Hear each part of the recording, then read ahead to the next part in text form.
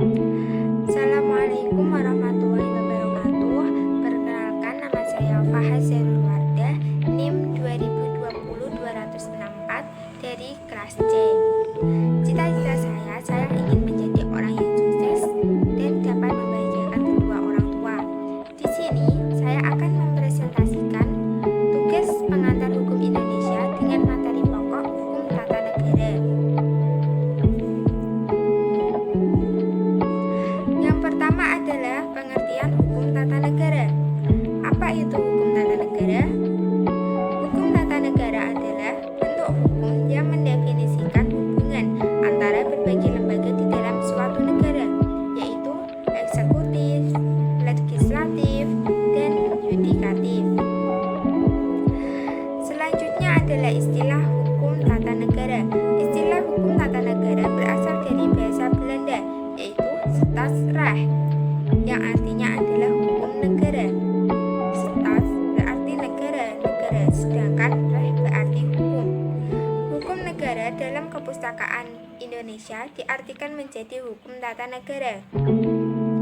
Mengenai definisi hukum tata negara, masih terdapat perbedaan pendapat di antara ahli hukum tata negara.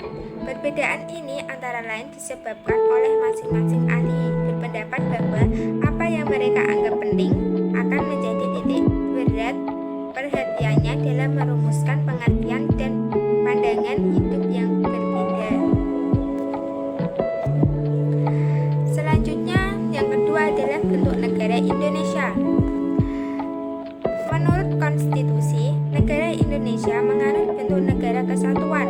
Istilah lain dari negara kesatuan adalah Eenheidsstaat. Pada sebuah negara kesatuan, kedaulatan negara tersebut bersifat tunggal, dan di dalamnya tidak terdapat negara bagian. Negara kesatuan menempatkan pemerintahan pusat sebagai otoritas tertinggi, sementara wilayah-wilayah administrasi di bawahnya hanya menjalankan kekuasaan yang dipilih oleh pemerintah pusat. Yang ketiga adalah bentuk pemerintahan Indonesia.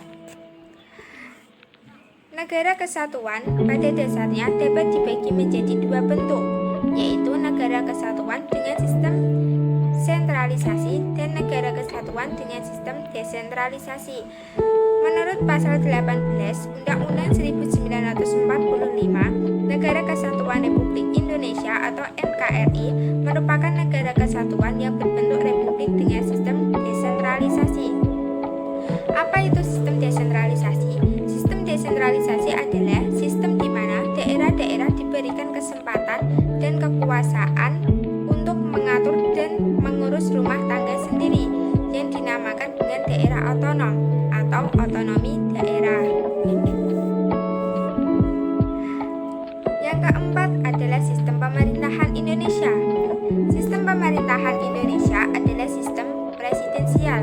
Sistem presidensial adalah sistem negara yang dipimpin oleh seorang presiden sebagai kepala negara sekaligus sebagai kepala pemerintahan. Presiden dan wakil presiden secara langsung dipilih oleh rakyat melalui pemilihan umum. Masa jabatan periode pada 5 tahun dalam satu periode. Itu masa jabatan presiden dalam satu periode. Yang kelima adalah organisasi kekuasaan. Pada hakikatnya, negara disebut sebagai organisasi kekuasaan karena dilihat dari sifat-sifat negara tersebut. Dikatakan sebagai organisasi kekuasaan karena setiap negara terorganisir dan di dalamnya pasti ada kekuasaan. Kekuasaan